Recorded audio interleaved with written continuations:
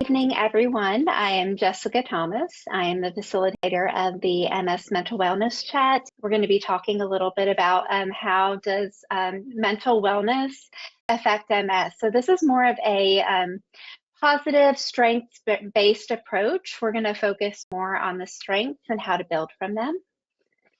And so I look forward to talking with everyone. So before we get started, just wanted to thank Viatris for their sponsorship of this program. Without them, we would not be able to do this program. So thank you, Viatris, and also thank you, MS Views and News.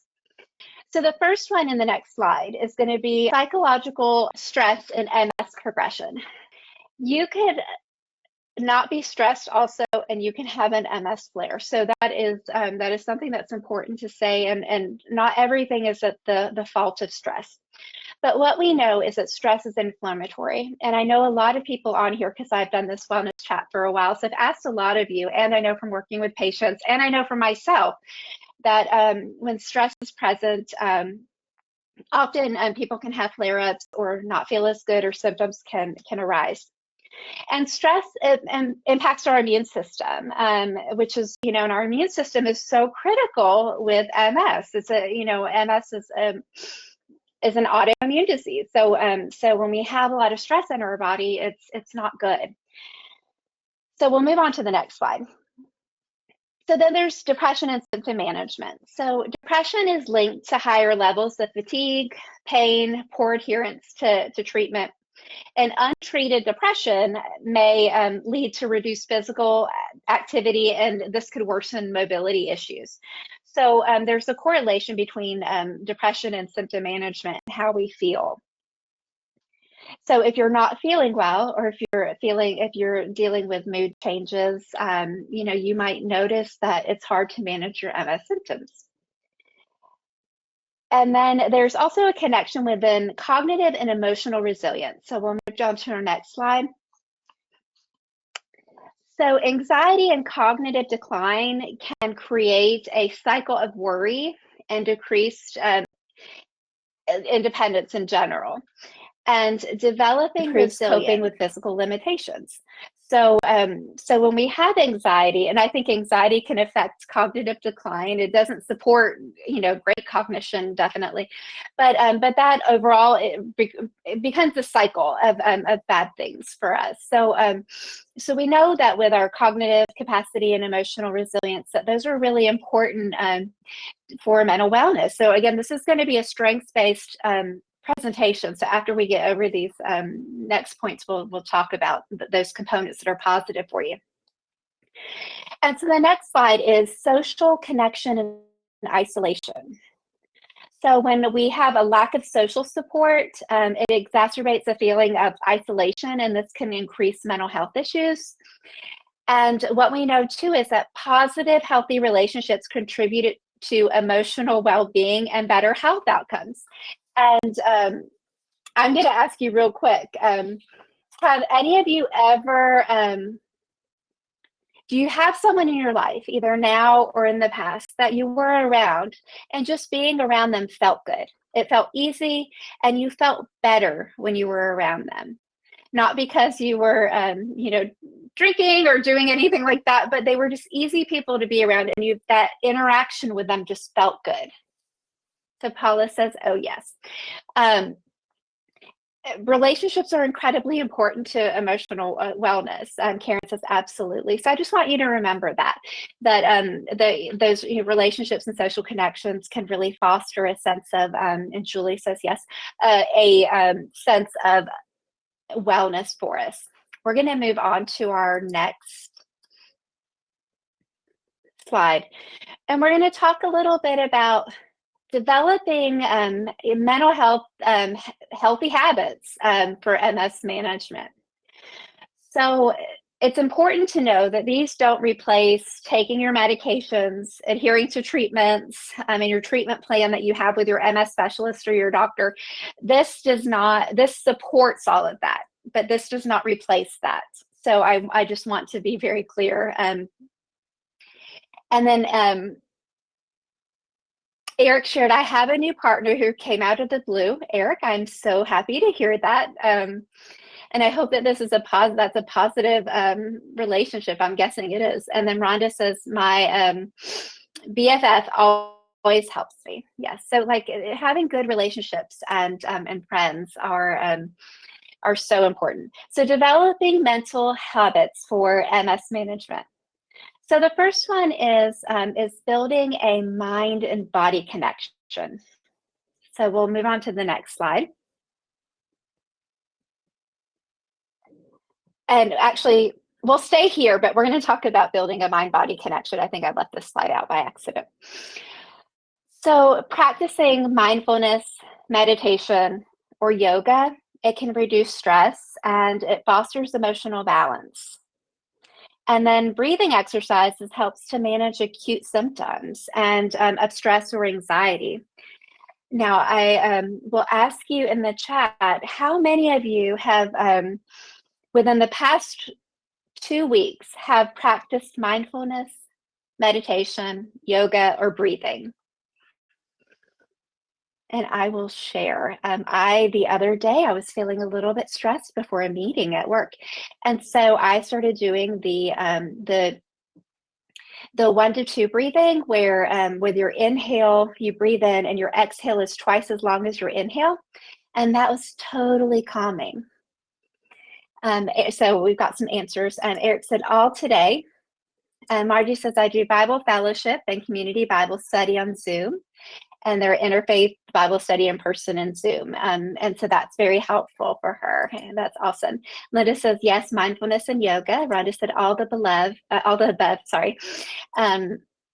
Dion says, yes to meditation.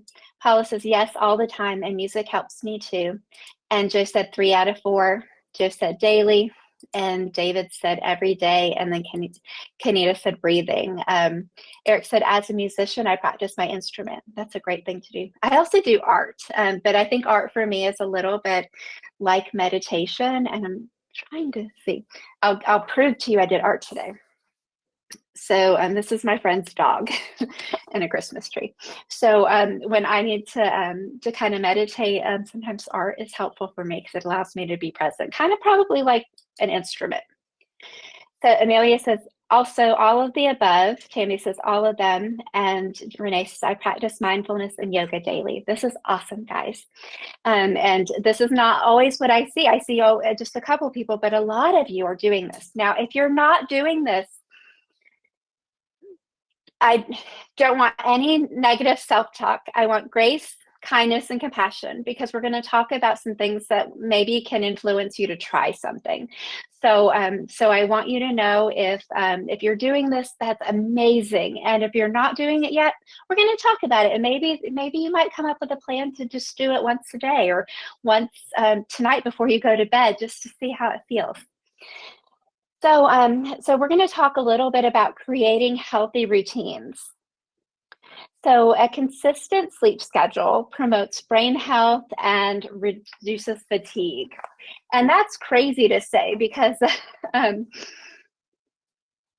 good sleep is good sleep. And I can still bad sleep is horrible for my fatigue, but good sleep is great and I still get fatigue. So you might be like that too. So when I say it's crazy, it's funny. My family can kind of jokes about how much I could sleep and how well I sleep.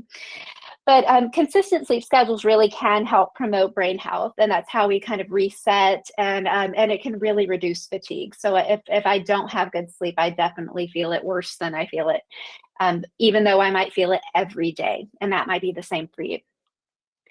And with healthy nutrition, healthy routines, having a good balanced nutrition and hydration is to support both your physical and your mental health is important too. And where I land on nutrition is I always say it's important to eat as balanced as you can. I'm not going to give you dietary guidelines because I'm not perfect myself. But I can tell you when you eat good, you feel good, you feel a little bit better. If you eat bad, you tend to feel a little bit worse. And sometimes it's hard to find ways to eat really healthy when you're on a budget, but there is some, some research you can do. There are some, some game changers and resources that can help with that too. But so creating healthy routines, so thinking of your sleeping and your eating, and those mind-body connections. We have Margie that says I do yoga, meditation, breathing, and Qigong. I think I said that right. There's Anna York on MSWE, teaches it free on YouTube, which is very helpful. Thank you so much for sharing that. So we're going to move on to our next slide. Okay, and we're going to talk about staying physically active, because this is a mental health habit that is really healthy and good for us for just MS management in general. So when you have an exercise program, this can really reduce symptoms of depression, and it can help with mobility. And now this, yes and no. If your MS has impaired your ability to fully walk, there's not going to be an exercise activity that is going to be as easy, using your legs, but there may be other modifications and ways to adapt. For example, water aerobics, because in water aerobics, you get a better sense of gravity. And most people feel like they can move so beautifully in the water. There's also chair yoga and ways to adapt. So, and when you're physically active, it's really good for you psychologically. What happens is that your neurotransmitters are activated, and you get dopamine and endorphins, and those are the things that help you feel good. And so staying physically active is important. So no matter how your MS has impacted you, it's important to explore, what kind of physical activity could I have? Amelia shares, I'm not a great example of good nutrition, but I know when I eat high sugar items too much, it makes me tired and irritable. Thank you for sharing that, Amelia, because that's kind of how I feel if I eat, something that's really bad too. And then when you feel tired and irritable, you don't feel as good. Margie says, get an Instapot and an air fryer. Very helpful, faster, easier cooking, cooler, and less cleanup. Thank you for sharing those, that as well, Margie. So physical activity, it can be incredibly important for your mental health. It can help you to manage stress. It can give you a sense of well-being. And we have so many people that practice yoga on here. I have no doubt. I want you to challenge you that if you do not have an exercise program, to challenge yourself maybe once, and then the next week, maybe tomorrow, to do something a little bit more active. And it doesn't mean, it's accommodating activity, however your body can do it, that's in a safe way, and see how you feel mentally when you're done. You may be tired. That can happen to me sometimes. Sometimes I have a mental boost, but a physical kind of feeling tired a little bit, and that's okay. That can happen. Linda said, PT assessed my weakness and gave me an exercise routine to do every day, and it's working. Awesome. And that is a great example and reminder that a resource is to get a physical therapy exam, because they can really work with you if you're new to exercise or needing to make some adaptations, etc. And you could do that through your MS specialist office or your PCP. So we're going to move on to our next slide, and we're going to talk a little bit about seeking professional support and how this is good for mental wellness. Having regular therapy sessions, either cognitive behavioral therapy or just counseling, can help process emotional challenges. No one is alone in feeling stressed sometimes, or overwhelmed sometimes, or frustrated sometimes. And that's really, it's important to know that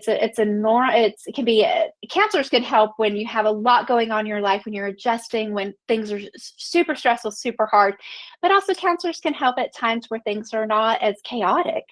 And it's just a place to be able to process those emotions.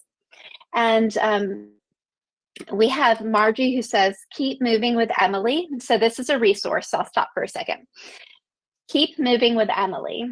She was diagnosed when she was 17 years old. She's an exercise coach on YouTube, and she's great. Thank you so much, Margie, for sharing that. You are full of resources. I'm glad you're on here today. And for the whole group here tonight, anyone that has any resources, please feel free to hop on and share at any time.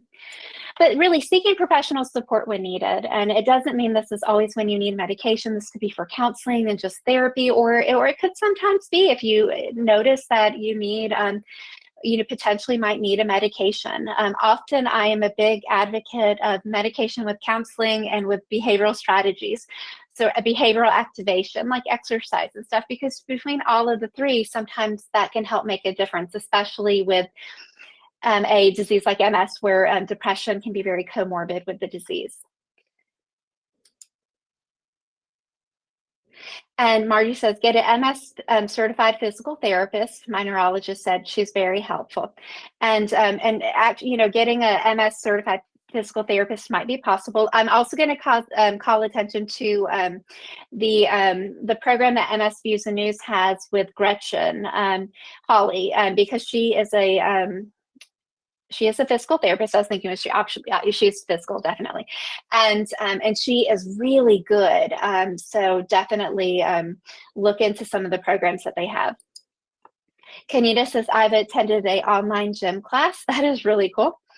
Margie has another resource. It's msbrightspotsofhope.org. And Edna asks the group, does anyone have recommendations for fatigue? So some of the things that I'm talking about right now are going to be helpful for fatigue. And that can be exercise and movement in your day. And it doesn't have to be strenuous exercise or activity, but just being a little bit more active. Having a routine or structure can be helpful.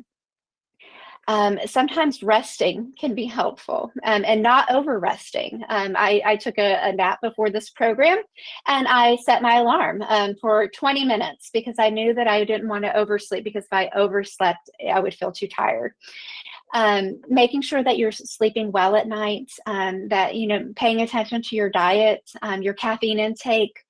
Are you talking to your doctor about your sleep habits? I'll continue to recommend things as I can think of them, but all of these are kind of helpful, and they support help with fatigue as well, although it doesn't erase fatigue. And that's sort of one of the most frustrating things, I think, is I can sleep very well, and as many people can, and they can still experience fatigue. And to me, I've just learned that fatigue is a part of my journey, as it is for many people too. So I'm going to talk, I'll share, Rhonda asked a little bit about a deep breathing exercise, and then Margie shared mslivingwell.org. And so we're going to talk a little bit about fostering social connections. And I'll go over some breathing exercises, Rhonda. So you're already here, but joining an MS support group reduces feelings of isolation, and building and maintaining strong personal relationships is really helpful. Now, I know just because I've been doing this group for so long, and I've been doing therapy for so long, that not everyone is afforded a really great support system. And some people have very big support systems that are great, and some people have very small ones. I always say my support group system in my life is relatively small. It's always been that way. But many people, they just vary. But finding the people, the connections, that are good to talk to be around, the people that you feel that you have a good vibe, or when you're hanging out with them, or they don't ask too much for you. There's reciprocity, that you're kind of an equal give and take in a relationship or friendship. But when you maintain strong personal relationships, that can be very helpful for you, because social connections are incredibly important. If you're struggling with making social connections, for the time being, I'm going to recommend, support groups like this, to consider going to counseling. It's something I, worked with many times with people to help get them connected in their community and to find some, other groups with interests and hobbies and stuff. And it's to get a strong personal connection takes time, energy, and effort. It's really, it's not an easy thing to do, but it's worth the investment sometimes. And Susan says, I run a MS support group in Northern Kentucky. Thank you so much, Susan, for running a group. There's the National MS Society is a great place when you're looking for a support group of where to go, as well as there's other MS organizations. But also this, for many people, this virtual program has worked really well. And I would say this, doesn't have to be your one-all, group, because you only see me, and this was just so frustrating for me. I love when people get to see each other. So Terry, take care. Terry has to leave a little bit early for a meeting. So, but fostering social connections is incredibly important. So we're going to move on to our next. And we're going to talk a little bit about practicing gratitude and positive thinking and how this supports mental wellness. So gratitude, you guys know me like so well, the ones that people we've had on here for a very long time, and they know I talk about gratitude often, because gratitude is something that when we pay attention to it and when we're able to see it, it helps us to rewrite. And when we're able to kind of identify and rewrite situations sometimes, or just identify by finding the things that are give us gratitude, then it rewires our brain to be more optimistic. And it allows us to challenge negative self-talk, and that's where positive self-talk comes in too, to reduce emotional distress. How we talk to ourselves and how we talk in general is really important, because we're listening, right? So when we say something to ourselves, if it's a highly negative thing, then it may make you feel bad. But also there is value in being authentically where you are, if that makes sense.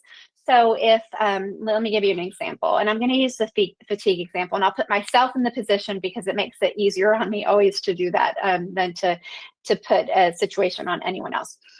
But if I've had a week of intense fatigue, and I haven't been able to kick it, and it's okay to say I'm frustrated, that I've been very fatigued. And but if I change that into you're so lazy, talking to myself, then that creates a negative thinking pattern. And so for me, I'm saying I'm so fatigued and it has really been frustrating. It allows me to say something that's been negative, but also to own it, because it's real. We don't want to pretend that things aren't happening that aren't hard. And then the one thing I can do is, when I look at gratitude, I can always say that I have a job is pretty flexible, and they allow me to take naps, and I can work a little bit flexible when I feel that way. So I'm thankful for that, or finding something that you can be grateful for. But practicing gratitude, positive thinking, so incredibly important.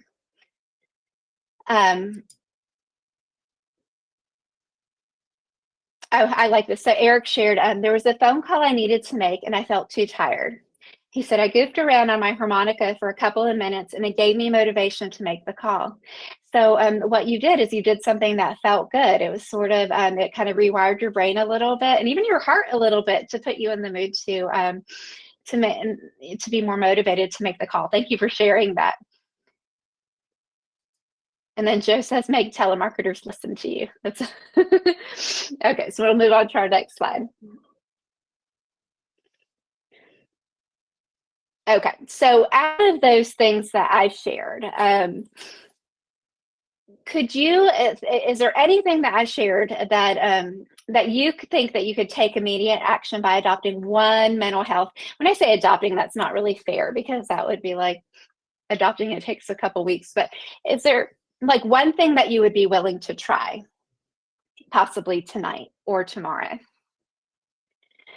And so while you're writing that, I'm going to talk a little bit about deep breathing, because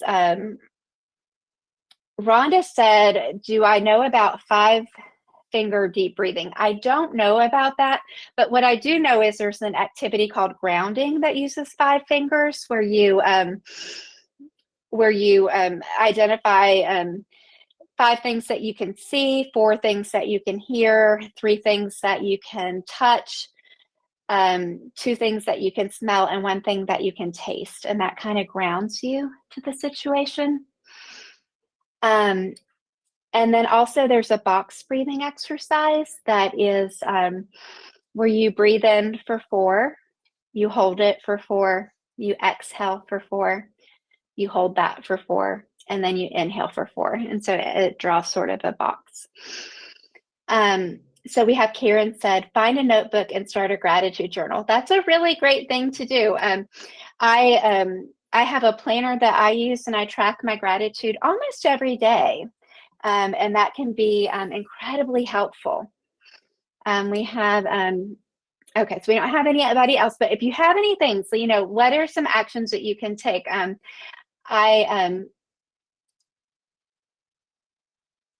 Let's see.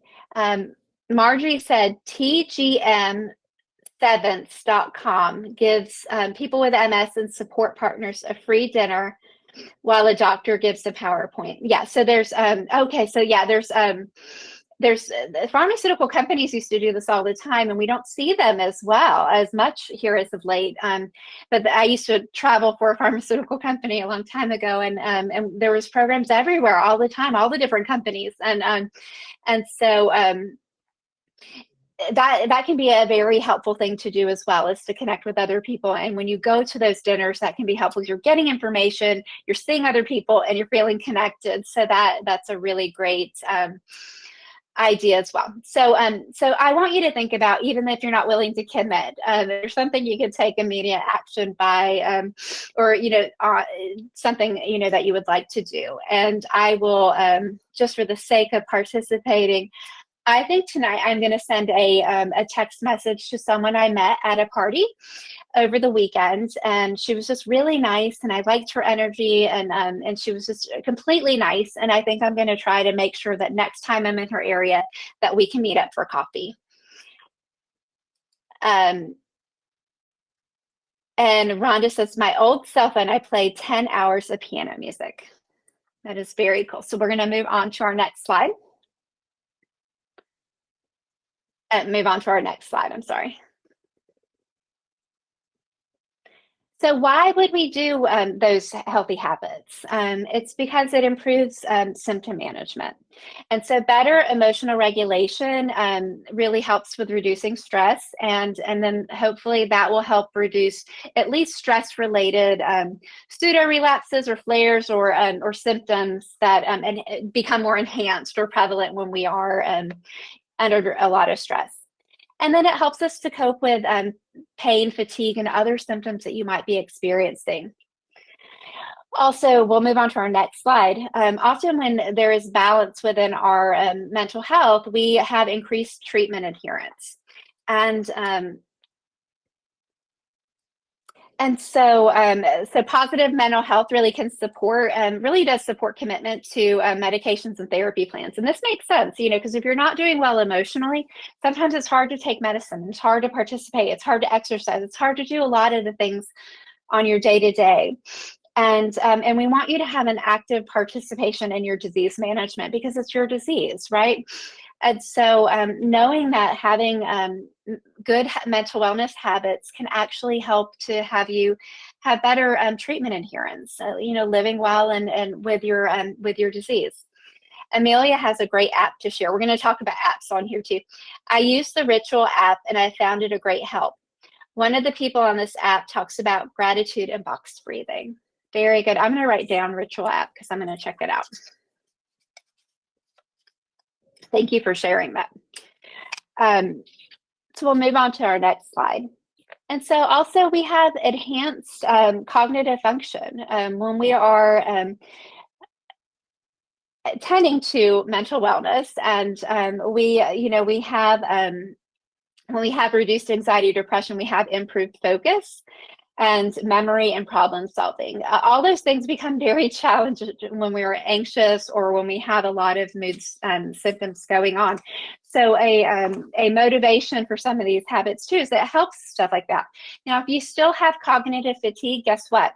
You're going to probably still have cognitive fatigue sometimes, but it will be less possibly, or more controlled. I know for myself, that's very much the case, but I can still have cognitive fatigue sometimes. And mental wellness supports neuroplasticity, and that's where you can rewire, make connections, learn new things, all the good things. And then we'll move on to the next slide. You will have better overall quality of life if you practice this mental wellness strategies, and if you aim to be balanced in mental wellness. And this is because it improves your mood and energy levels to kind of support your day-to-day function, and it gives you a sense of empowerment. The whole reason I do this program, that I actually work in mental health and that I work with chronic disease, is because I want to help people to feel empowered to do the things that they can do within their control. There's so much we can't control, and I just happen to have disease, so I understand that. There's so much we can't control, but we can control some of these other things and what we do to help to have as best of quality of life as possible. And while living with MS is not perfect, living with MS and severe depression or severe anxiety really can make life a lot more complicated. And treating depression is possible, and depression is treatable. And so as well as MS is, but MS will always be there. And for some people, anxiety and depression will always still sort of be there, but managed anxiety or depression really can help your quality of life be much better. So we'll move on to our next. And so this is kind of a play off of the other question, but have you noticed how you feel when you feel sorry, I did not do all the words on this. Have you noticed how you feel physically when emotionally you feel well? Sorry. So I'll just, I'll let myself read it. So if you're feeling well emotionally, do you notice how you feel physically? And I will answer that. Emotionally, if I'm feeling well, I feel more balanced, and I have a little bit more energy. It doesn't mean that I have my fatigue problems are solved. No, that's a part of me. But it seems like if I have those, I feel a little bit better in general. Linda says, I feel great. No MS symptoms. I know for like the cognitive stuff and the fatigue stuff, my stuff improves quite a bit. So the point being is that, sometimes, so Karen says, I have more motivation, more energy, and I feel happy. So when we kind of work on our inside and work on the emotional wellness piece, it does have a positive impact on how we're feeling in general. And Rhonda says, I feel like I can do it. Yeah. It's kind of much like a different experience. So you can keep writing if you want, but we're going to move on to our next slide. And we're going to talk about a couple practical tools. One is apps and digital tools. So, and Renee says, I feel grounded and I am confident. And Linda says, I just need to stay cool and calm. Thank you so much for participating. So apps can be very helpful, and we just had that recommendation for the Ritual app.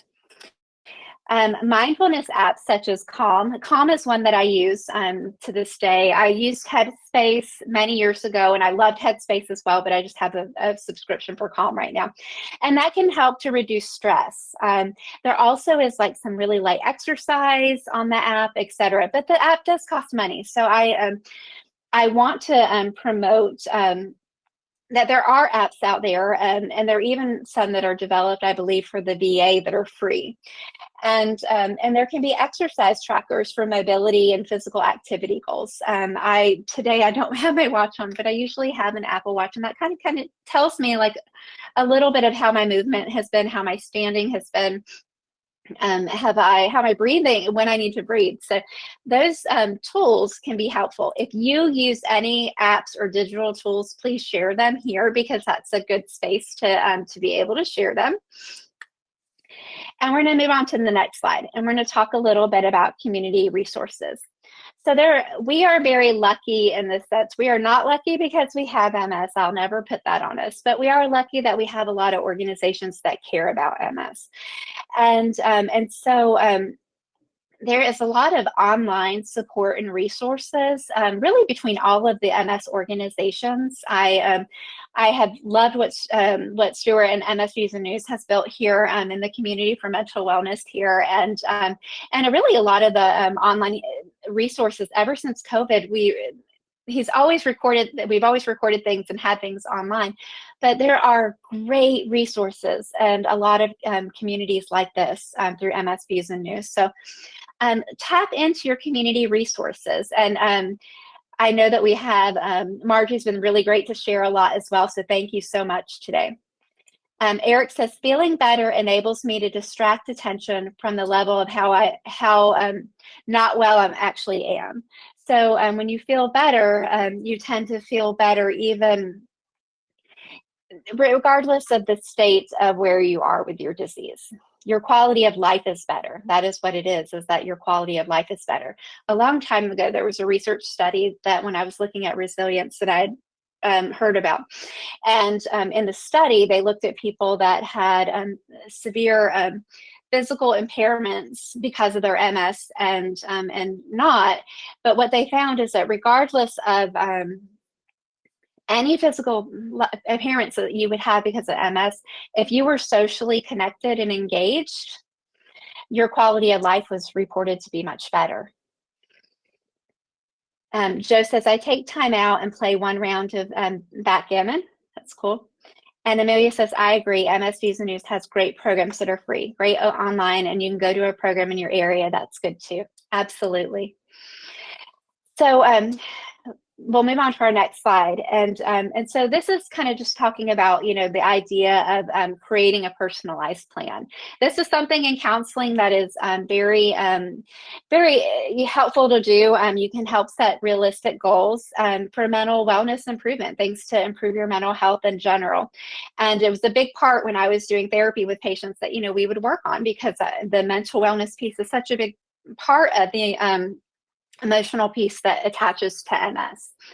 And so if you feel like you're kind of stuck and you would like to have a little bit more emotional wellness in your life, or you'd like to work on it more, keep attending these programs and such, but also consider counseling, because having a personalized plan, a therapist would be able to look at, or social worker look at you and all the things in your surroundings and your community, and know your community resources and help work with that.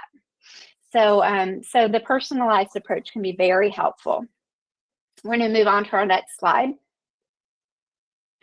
Okay, so this is the fun part, and I was like wanting to get here, so I am so happy that I'm here.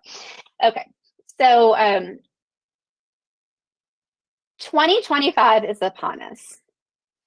And I'm not saying that you have to have a word of the year idea, but what I can tell you, and I used to do this in counseling too, as a therapist, because I thought it was helpful, and is to kind of look, and you might not be able to see all these words very clearly because one's a little bit more blurry, I can see, but there, I Googled or looked up a list of words, of affirmations, words, values, and you could even put word of the year ideas, because that kind of brought up some of these as well. And what I do every year for myself, but when I was in therapy, I would do this too around this time of year, because a lot of times, people would set resolutions, and resolutions are great. I'm not going to knock them, but sometimes resolutions are kind of hard. I'm going to lose, 25 pounds, or I'm going to, run a marathon. Those are both, really cool goals. But sometimes our resolutions don't match our values. So if you value, like I value work and my family time a lot right now. And because I value those two pieces, it's really hard for me to say that I'll train for a marathon, because it's kind of hard to do a marathon with the travel that I have with work. And so when you start with values or start with words, that can help you build intentions. And so I just wanted to encourage you to look at these words, and I'll read a couple of them that I think kind of stand out. So being bold, or educating. Energy. I've had energy is on. Actually, I'll show this to you. This is kind of, if I can get it off. Okay. So this is proof that I do this. So I usually come up with 2 or 3 words every year that I want to focus on, and they're not all about physical stuff. They can, it could be about being more brave. It could be, it could be celebrate, wanting to, be around people celebrating more. It can be joy, finding things that give you joy. It could be grace, giving yourself grace. So if you have any words that really stand out to you, please share it. Let me know. Joe says consistency, and I've been writing down some words and kind of thinking about what my words are this year. But I know that last year I put energy because I wanted to work on exercise and fatigue management a little bit. That was kind of my MS one. And then creating, because creating allowed me to be more mindful. And as you can see, I'm painting a bit more. So are there any words, any things that you're thinking of that that when you go into the new year, that you're thinking, you know what, that kind of makes some sense to me. I would like to feel. I know a couple years ago I had the word balance. I wanted to feel more balanced. I felt very very imbalanced at that time. Eric says resume. Thank you for sharing. And I know I'm putting you on the spot to kind of think and explore, but you can pull up a list of words or values just by, really Googling like word of the year or a list of values, a list of attributes. Margie says, breathe, bliss, and peace. Those are beautiful. Dion says intentionality. That is beautiful as well. So keep them coming, because you'll inspire each other. And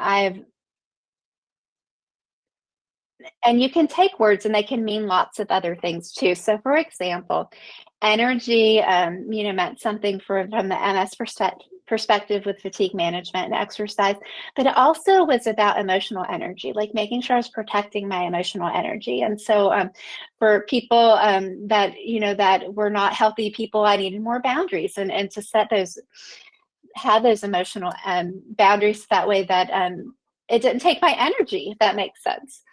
Okay, so we don't have any more, no, we don't have any more people coming in on this. Oh, Kanita says gradual. So I encourage you to maybe tonight, maybe tomorrow, maybe this week, if there's, something that you could take with you, is to think about this for next year. And this is not like a resolution. It's sort of like an inspiration, a word that can give you a little bit of inspiration for maybe for healthy habits, for life with MS, for living, with wellness, a sense of wellness. We have David who says resilience, and Paula says grace. Thank you so much for contributing. But think about this. It's a fun activity, and I've even done this with my family before, and it can be helpful. Usually, it's best when it's not done on the spot, like I'm asking you guys to do in this moment. But just sort of wanted to show and model what it might be like to do. But where you can kind of sit on the words and kind of think about them. And last weekend I went away I was gone overnight, and one of the things that I did is I worked on my words. I actually wrote down some of the words that I felt like I'm connecting to for this year, and then I'll sort of decide on them, because I don't want a bunch of words. I want just a couple of words to work with. So another way to kind of think, we have Dion who says relax, reframe, and regroup. It's beautiful. So just kind of, a way to think about it is, when you're looking at these words or looking at the words when you're at home, what is one that you see that appeals to something that you need or you want or that you aspire to? Amelia asked if I had a suggestion of a book or app or article about a couple working on communicating. Amelia, can you send me your email on the chat real quick, and I can write it down, and I can look for a book. I think I have one, but I want to make sure I have the right one. and it would be too hard to kind of spit it out right now. But I do like for communication, so I do like the Love Languages book as a starter book to sort of understand and kind of know how you both want to feel, but that doesn't help with communication. So I got your email address, I wrote it down, and I will look at some. Let me write down communication. Okay, so we'll move on to our next slide. And then Cindy says energy, because if you have energy, it not only helps with emotional well-being, but it helps with your physical ability to move through in life in a more normal way. Absolutely. And Dion said, book. I said, you heard this. So if there's a book, please recommend. But I do recommend the Love Languages book, but I'm going to look for some more on communication specifically. And Dion, if you're wanting a recommendation for a book, let me know. Make sure I'm just understanding. Again, we're going to thank Viatris. This is my final slide. So if you're new to the MS Mental Wellness Chat, you will see this every single time. I will not change it probably ever, because I believe this. I don't like to say goodbye. It's just, I'll see you later. And so I will see you in January. Until then, I hope that you adopt 1 or 2 things to help with mental wellness, and then also find a word that inspires you for 2025. And I'm interested to find out what you decide on. Take care.